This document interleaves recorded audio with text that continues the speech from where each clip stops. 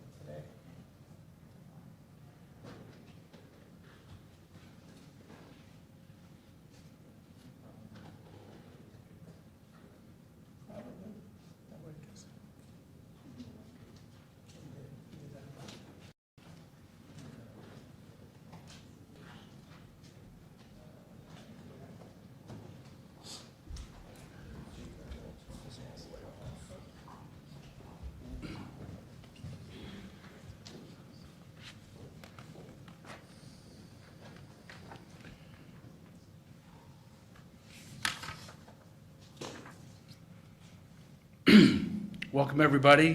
My name is Bruce Johnson. I'm the president of the Interuniversity Council. Welcome, Governor. Thank you for being here.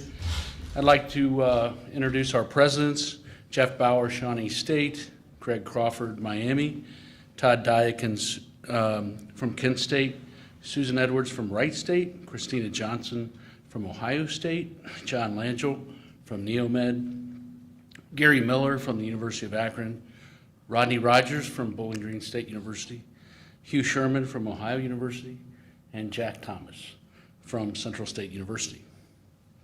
So I want to welcome everybody. This is the IUC's press conference on hazing, and I would also like to welcome Sherry and Corey Foltz. You know the Foltz family story, and they'll be talking to you a little bit later in the press conference.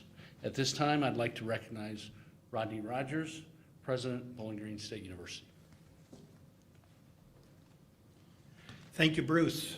On behalf of Bowling Green State University, we certainly are pleased to play a role in presenting these anti-hazing principles today. Certainly want to thank my fellow presidents of Ohio's public universities and the Inter-University Council of Ohio. The 14 presidents came together with IUC in a pursuit of the continuous work to do better to combat hazing on all of our campuses. This past spring, BGSU experienced the tragic loss of one of our students, Stone Foltz, and today we have his parents, Corey and Sherry, with us, and his aunt as well. And I certainly want to acknowledge and sincerely thank them for all of their efforts over these past months. They were at the core of these anti-hazing principles. They made a promise to Stone that he wouldn't be left behind, that he wouldn't be forgotten, and that no other individual is left behind in the future. And these anti-hazing principles certainly reflect that commitment.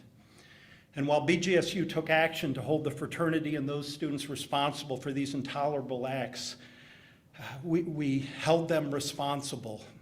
But we also recognize that hazing at colleges and universities across the United States is far too common. And so we share this responsibility to ensure that the health and safety of our community, especially our students, are focused on. And today is an important next step. We are focusing on a zero tolerance approach, automatic dismissal of students found responsible of hazing, all the way to increasing our education and transparency with our students, faculty, staff, parents, families, and alumni. Now, we cannot certainly do this alone, and the collaboration with Ohio's universities continues to make such a significant difference.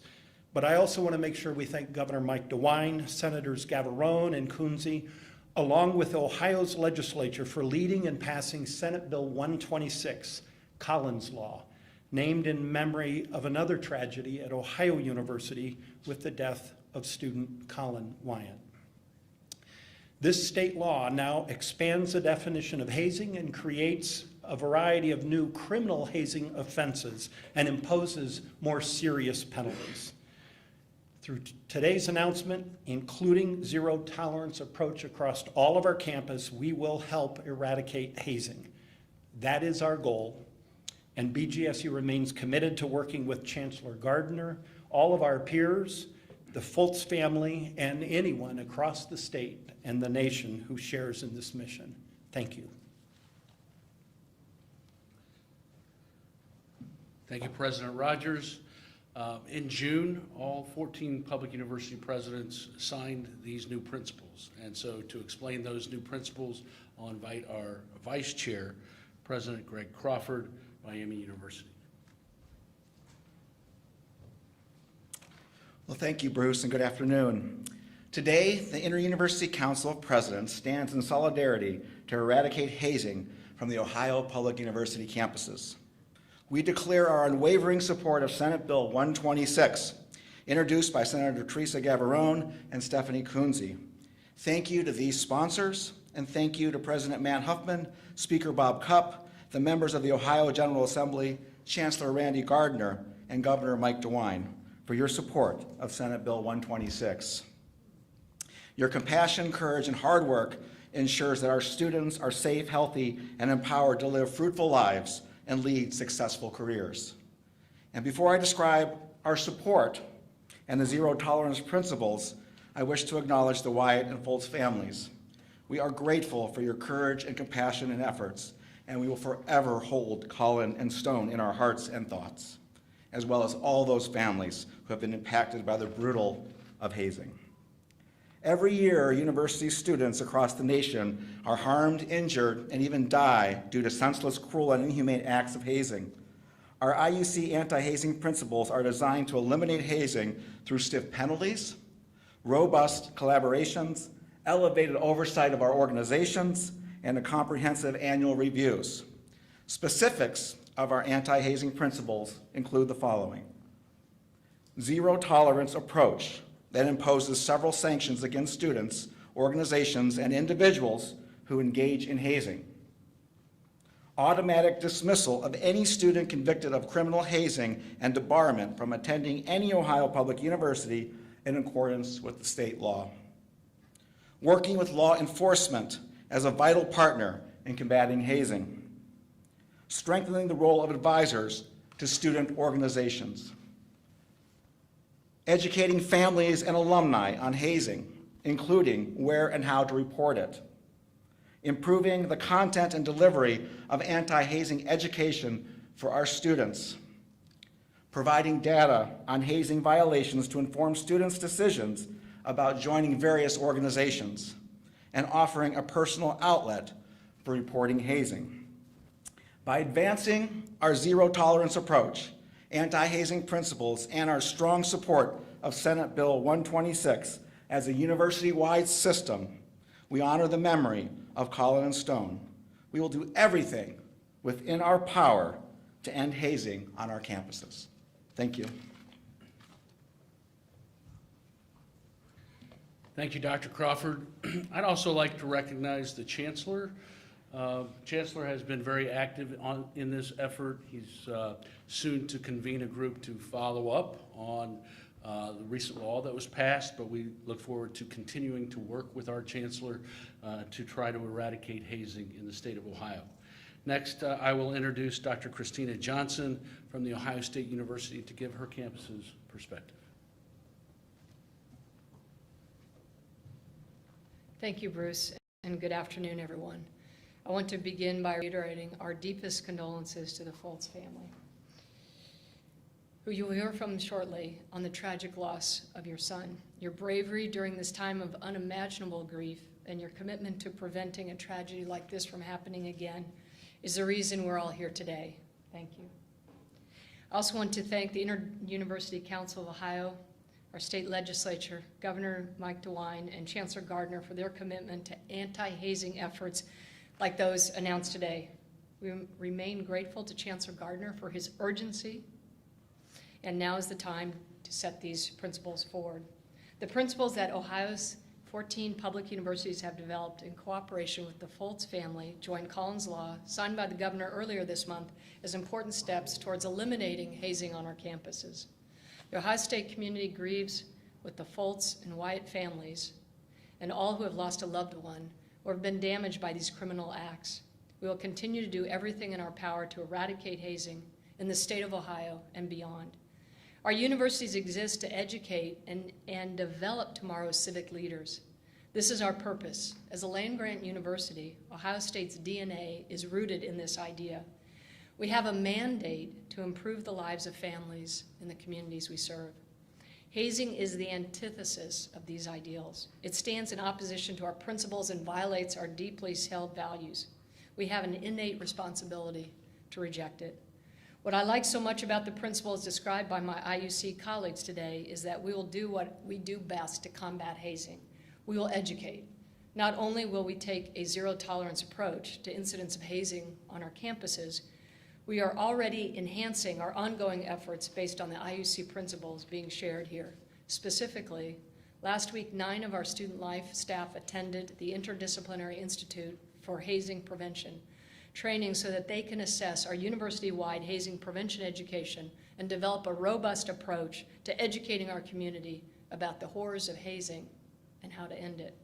Our partners in hazing prevention include members from our sorority and fraternity life, student-athlete engagement, student conduct, our Student Wellness Center, the University Office of Institutional Equity, student activities, the Office of University Compliance and Integrity, and student leaders from across our sororities and fraternities on campus.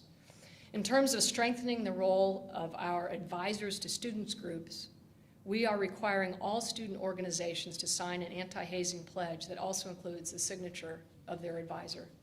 As part of advancing Collins's law, we will put additional emphasis on hazing education, both in the initial required training curriculum that every advisor goes through and with regular information and training updates. Together, the IUC anti-hazing principles and legislation like Collin's Law help ensure that we take a united approach to eradicating hazing. The changes made to the Ohio Revised Code as a result of Collin's Law are advancing a statewide approach to educational efforts. Planning is underway right now for involvement in National Hazing Prevention Week in September, with programmatic outreach key to providing education for our students, staff, and advisors early in the fall semester. Also, we're augmenting our communications about unrecognized or underground organizations, utilizing notifications on student iPads, Facebook, live Zoom sessions for families, and multi-channel promotion of the benefits of membership in recognized student organizations. In closing, as Chancellor Gardner said, and I quote, "We can't wait any longer to address this issue head-on and in close collaboration." That is why we're here today, and that is why we as university presidents came together to develop the IUC anti-hazing principles. The safety and well-being of our students and their families is fundamental to our mission as educators and citizens, and together, as Ohioans, we can and will do more. Thank you. Thank you, Dr. Johnson. Governor, it's been a great partnership. We very much enjoyed your support for the legislation. I know Collin's family very much appreciated your support. We're very pleased that you've signed it. We also look forward to working with you in implementation. Governor, your comments. Bruce, thank you very much. Well, today we remember Collin, we remember Stone, we remember all those who have been victims in the past of hazing. We appreciate the work of their families enabling us to pass legislation here in the state. Today we take one more step to drive hazing from the state of Ohio. When I signed this bill, I signed Collin's bill, I said that this was a major step forward. But not only do we need to change the law, we need to change the culture. And to change culture is tough. but it's something we are going to change in this state. So I want to congratulate 14 universities, presidents, who've really come together to come up with best practices, who have come together to make a statement that this hazing is simply not tolerated in the state of Ohio. I want to also mention that I know many of our private colleges and universities are also working very, very hard in this area as well. So this is something we all ought to be able to agree on. Hazing is just simply not tolerated in the state of Ohio. So again, I just want to congratulate our presidents. It's been my pleasure to work with them for the last several years on a number of different issues. They do an amazing job at their universities. They're the leaders of their universities. And so when the president of a university says, this will not be tolerated anymore, it means a great deal. I want to thank them for this.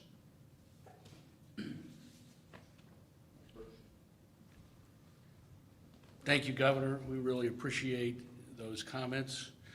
I do want to invite Sherry and Corey Fultz to come forward and give their perspective. Let me just say this idea of zero tolerance started with the Fultz family, and I want to thank them for that.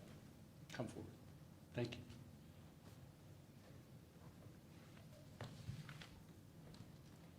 Thank you, President Johnson.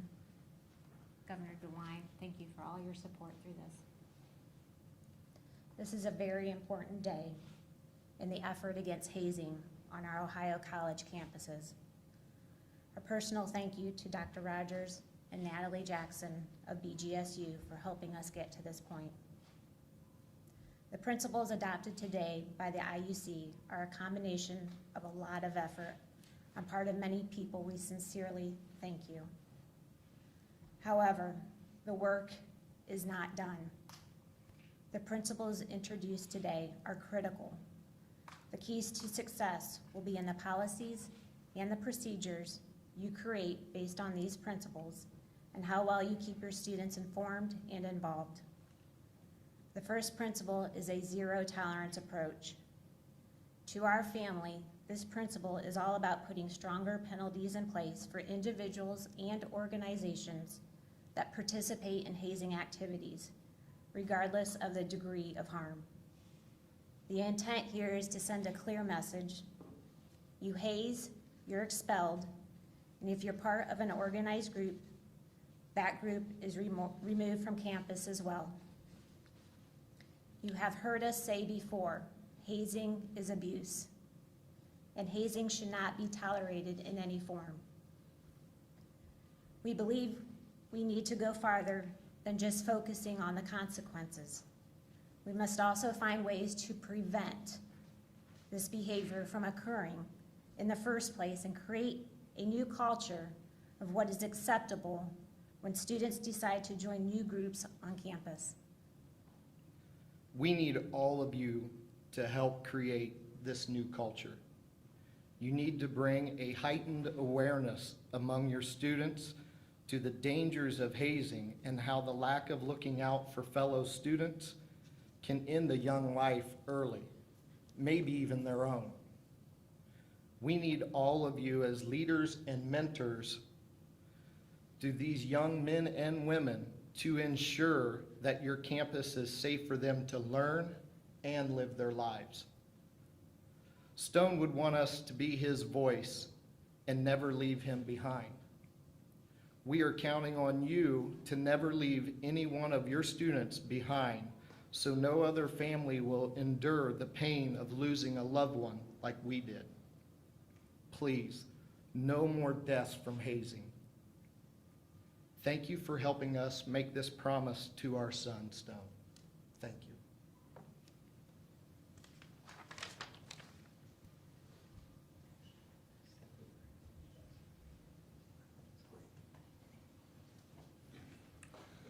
Okay, thank you to the Fultz family. We'll take any questions that you might have. You can ask your, direct your questions to anybody you'd like to. President Crawford, I think you used the word convicted when you were talking about automatic right now, what we have. Currently, what we have right now is if hazing can be an act of violence. And so when it is an act of violence under the 1219, which we call it, refer to it as, then those students actually can no longer come back to school and they're debarred from coming to other Ohio universities. And so we'll support that as well as we move forward with that if there's going to be a change in any of the Ohio Revised Code as a university president. So there could be a dismissal for less than criminal conviction? I believe so, yes. Yes, yeah. For the other, from Central State. Yeah, Professor Thomas, for the other schools that were not initially involved in this, or President Edwards, how have you gotten this message across to your students on your campus? You know, on all of these other campuses, everybody is well aware of that, they read the papers and watch it.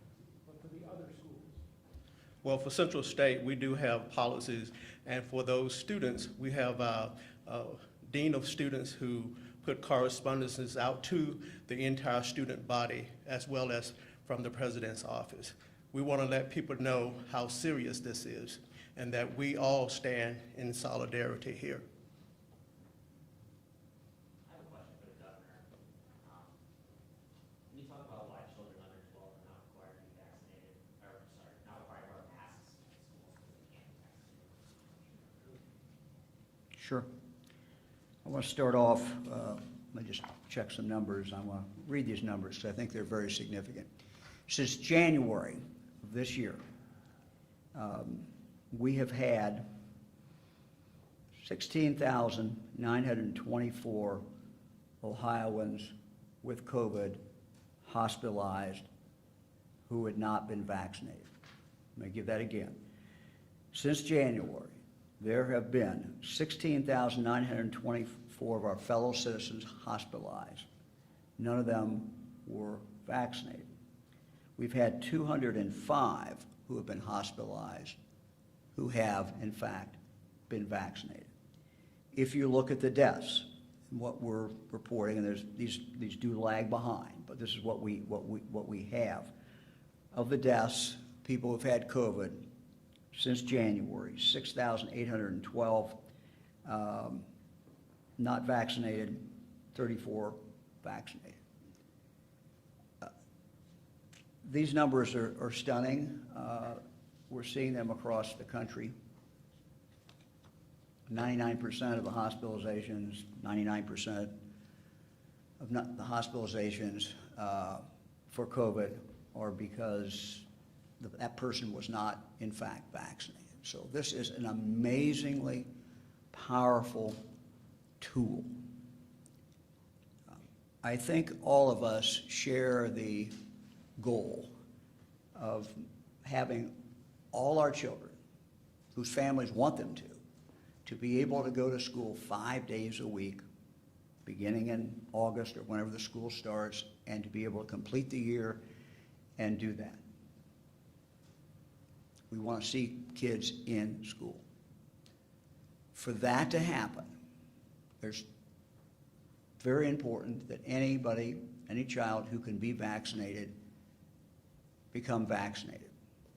Now, we know that those 11 and under at this point cannot be vaccinated, but I'm hopeful, it's a hope, that this fall or into early winter, that it will be possible then to vaccinate young children, younger than 12 years of age. We know that not every child can be vaccinated today, and we know that not every child has been vaccinated, even those who have been, who can in fact be vaccinated. What we learned last winter was the importance of masking. And we really didn't know it fully until we saw it play out through the year, and we saw it specifically in Ohio. We watched it, and when students were masked in a classroom, it did not spread. It is clear, in response to the question, it is clear that we will need to let this decision be made by the parents, and this decision be made by the schools. We have, throughout our history, been a very local government state, a very local school state. But as governor of the state, I have the obligation to share the best data that we have. And our health department, the health department of the state of Ohio, has the obligation to share the best data they have. And so what we have tried to do in the last few weeks is to have medical professionals brief the people of the state, brief the news media, but through you, brief the people of the state of Ohio on what the situation is. The numbers I just read about the hospitalizations are absolutely stunning.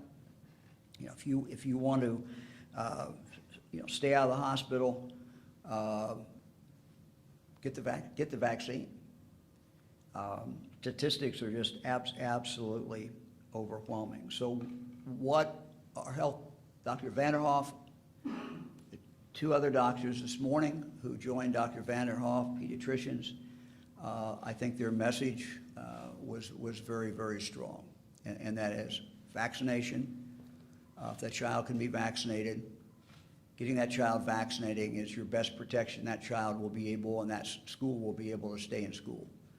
That they'll be able to stay in school 5 days a week. If the child cannot be vaccinated or is not vaccinated, that wearing the mask, we learned last winter, is extremely, extremely powerful. So you saw today these three medical experts speaking on behalf of the Ohio Health Department tell the people of the state of Ohio that these are two tools to be used if you want your child to stay in school. What we don't have is any experience of the COVID going through the state and kids in school not masking. Now, there may have been a school here or a school there, but by and large, last winter, last whole school year, we had kids who were masked. And what we saw when we went in and tested it, and we actually tested it, is that you saw very, very little spread directly in the classroom. So schools will make their own decision. I'll make it very clear. This is local. Schools will make the decision. Parents will make the decision whether their individual child is going to wear that mask if the school doesn't elect to do it. But the evidence is just absolutely overwhelming. You know, I desperately want to see our kids in school this year. We do not want to go through a year where they're in and out of school. We do not want to go through a year when many of them are remote. This is how we do it. We do it with vaccinations. We do it with masking. If we do those two things, vaccinations when the child can be vaccinated and masking for everybody who cannot be vaccinated, we will have a decent school year. Kids will be able to stay in school, and it's something I think that all Ohioans ought to be able to agree on, that is the goal. How many school outbreaks will it take before they're mandated? 'Cause I know I'm there sorry? are schools- How many outbreaks, how many child deaths will it take before they are mandated? Because I know there are schools that are not going to do it unless Yeah, required. look, let me be quite candid. I do not believe I have the ability today to mandate that. Why not? Yeah. You- I could make a smart comment, but I won't. There is not the appetite in this state today for that kind of a mandate. We did it last year with schools. It worked very, very well. There's not the appetite in this state to do it. I do not effectively have the ability to do that. But what I do have the ability to do, and what our health department has the ability to do, is to tell what the facts are. And let me just give one more fact. The quarantining issue. Quarantining goes back decades and maybe centuries, I suppose. Well predates COVID. And you saw what happened last year. What we found out is that when kids were mask in a classroom, if Sally was even 3 feet away from Billy and Billy had COVID, we didn't see much spread. And so we were able, for those who were wearing masks in a classroom when kids wore masks, we were able to say to them, you do not have to quarantine that child. Your son, your daughter does not have to be quarantined.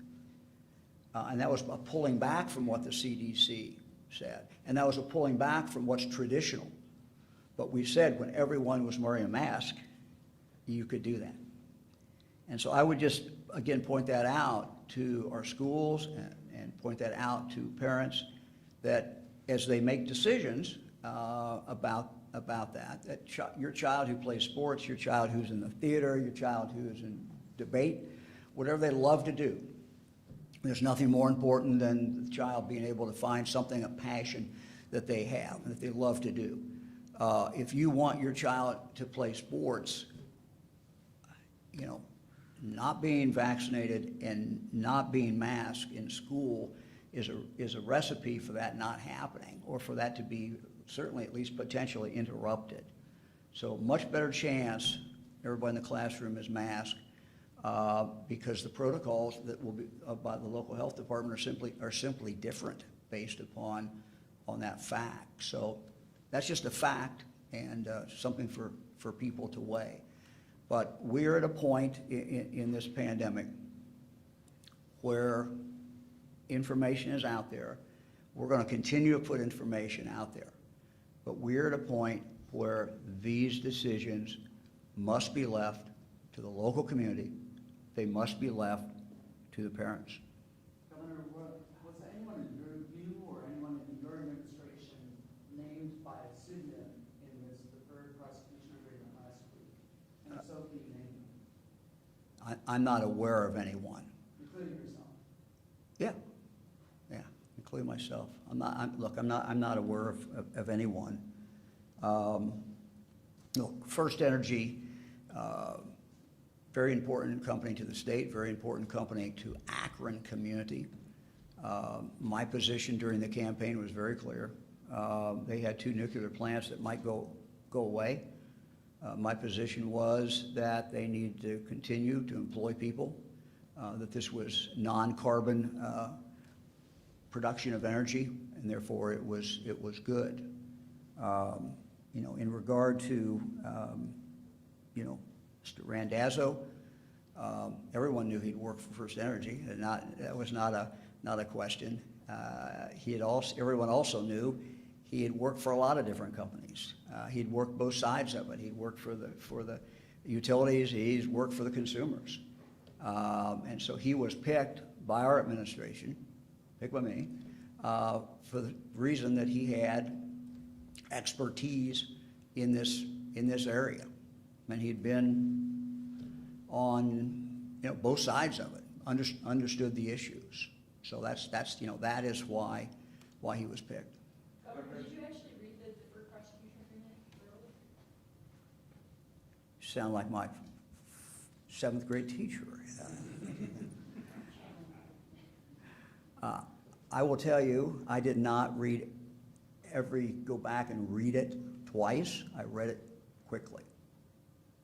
So I'm not going to tell you I studied it. I'm not going to tell you I'm an expert. So. Because there's a reference to state official 1 and state official 2, that there's a probability that maybe that's you and maybe that's John Houston.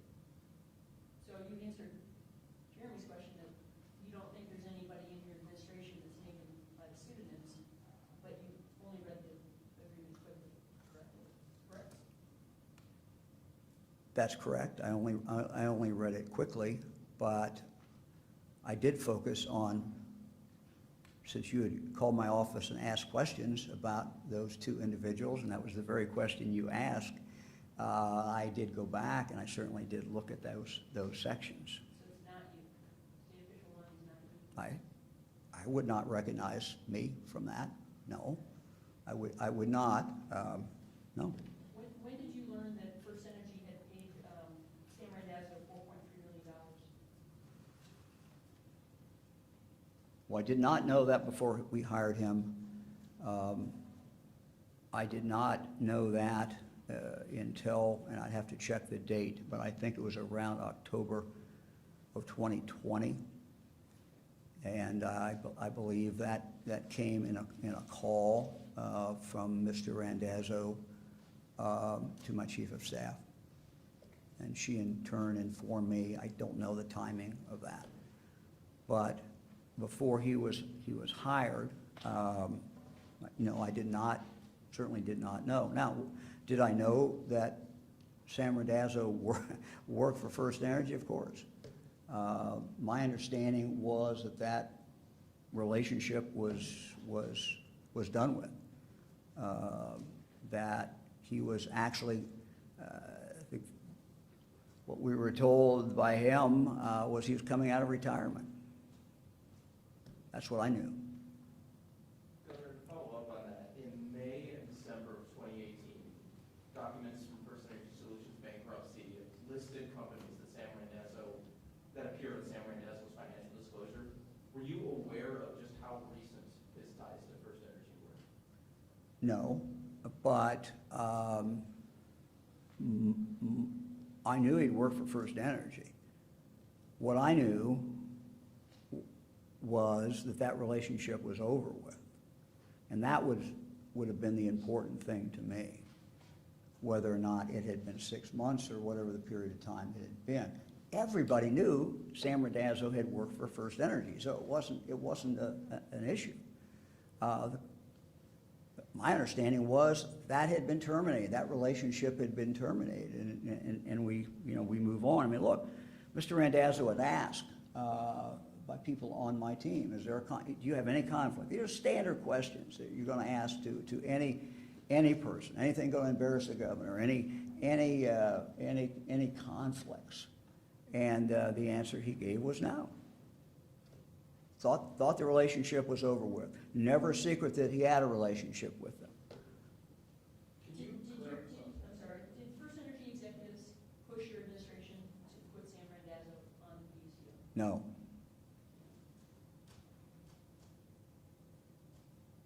Can you? No, no. Didn't push me, no. Did they push John Houston? I'm not aware of it, them pushing anybody. I'm not aware of that, no. Can you clarify, when you say that everybody knew Sam Randazzo worked for First Energy, in your head, I mean, what time frame are you talking about? What capacity of work are you talking about? When you say everybody, who are you talking about? People like you, I mean, people in the press corps, people around Capitol Square. I mean, Sam Randazzo was not some guy hiding under a bush. I mean, everybody knew Sam Randazzo here's what they knew. He was a subject matter expert, knows the issue very, very well, and he had worked both sides. He had worked for consumers. He had worked for First Energy. That's what was known. Everybody knew that. I mean, it's not like, look, there were people who were opposed to him, and they were sending around all kinds of information, which we looked at, questioned him about, and none of that. But that was all public information. All right, when you say they were sending around all kinds of information trying to block this appointment, are you talking about the dossier that was handed to Laurel Dawson? Well, I don't know if it's a dossier. I saw some papers that I know were left in our office. Yeah, I saw them at the time, some papers. Governor, your office announced it's going to donate those First Energy donations to your campaign to Boys and Girls Club. Yes. Do you know how much money that is, and does that include money donated by First Energy executives and their families? Yes. It'll include, here's what it will include, and I think the check has been written, and we probably, when we walk out of here, can get you the total number. It's over $100,000. It includes a PAC money. It would include any executives. Do you know how far back that goes? It would go back to the only campaigns that are still in existence, which is DeWine Houston for Ohio. And it would have gone back DeWine for Ohio before that, before John and I came together. So, in that cycle. It would include anything in that cycle as far as that entity. Is there any money that went to securing Ohio's future and protecting Ohio that's going to also be donated? No, I mean, look, no. I have a question for Mr. Johnson. You want to give me a break here? You know? Who did you direct it to? Oh, Mr. Johnson, the president CEO of the IUC. Oh, that's me. Oh, okay, sorry, I know he had walked up at one time, okay. Thank you for having this briefing today. I wanted to ask, we mentioned culture a lot today, changing the culture, and especially within university students. How do you guys go about doing that? Because right now, telling on someone who is hazing isn't the cool thing to do. So how are you guys going about changing that culture? Thanks for the question. I'll just reflect on what Dr. Johnson said earlier. First, culture change is always hard.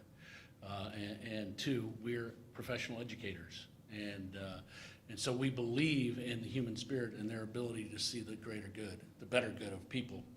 And so I think as they learn that incidental hazing is not acceptable, serious hazing is not acceptable, will get you expelled from the university and put in prison, that hopefully will begin a new discussion. But it is a culture change. It's not cute to treat people differently. It's not funny to have people drink too much alcohol. And that requires a significant investment of time, energy, and resources.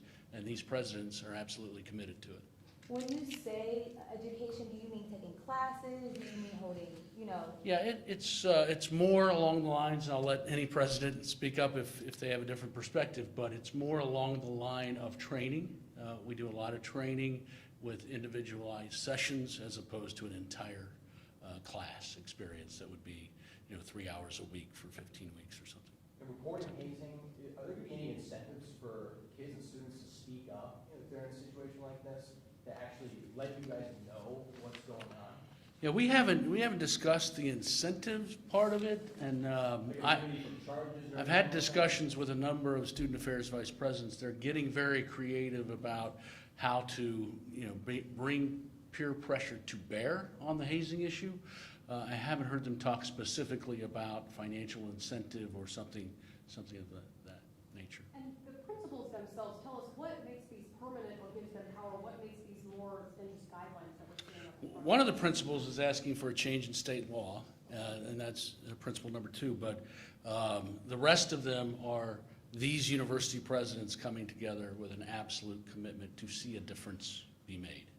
And so they're standing here as a united group and talking very seriously about making a culture change on university campuses. Could we see these being put into university charters or codes to make these more permanent? Yes, under the law, every university will have a new policy, and the chancellor is charged with providing guidance and standards, and so we will be working with his office to make sure that those ideas are implemented on our campuses. Question for Dr. Johnson. You're dealing with such a large university. How do you go about changing the culture when you're dealing with that many students and that many off-campus students? And then also, we talked about these 2 high-profile cases.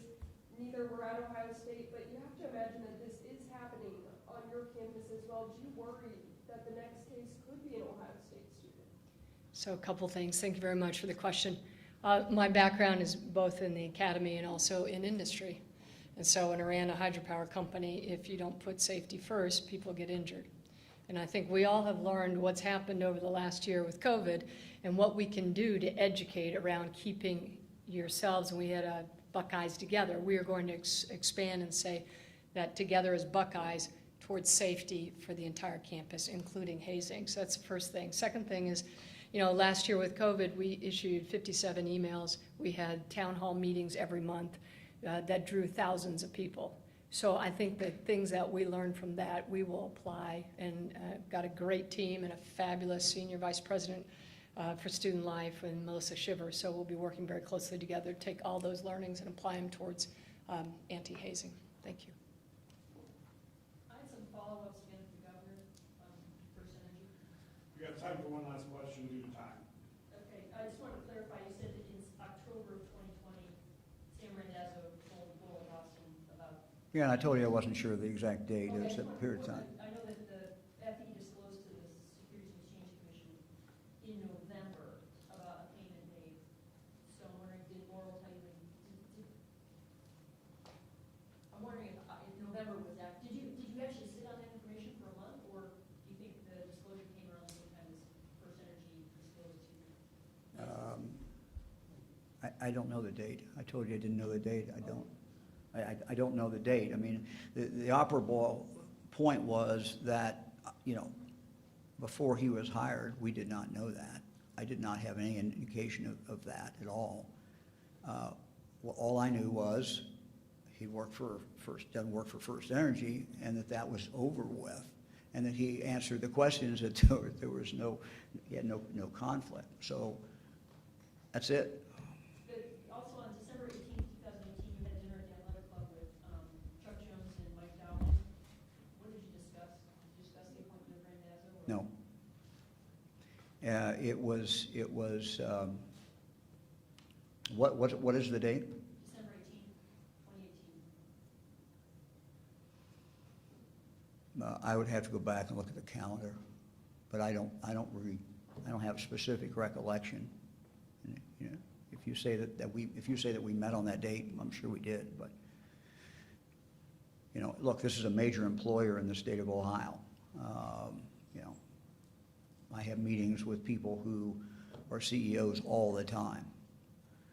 This is a major industry, major company, but I don't have a specific recollection, but it would have been a more general conversation. If it was December 2018, that is after the election, so it would have been, you know, looking to the future of Ohio, but I don't have any specific recollection.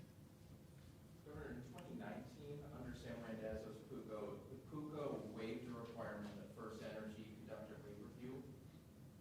Did it set out any red flags if you knew that Sam Randazzo had a financial relationship, at least some point in the past, with First Energy, that he is now conducting an administrative decision of great benefit to First Energy, this company that he had a relationship with?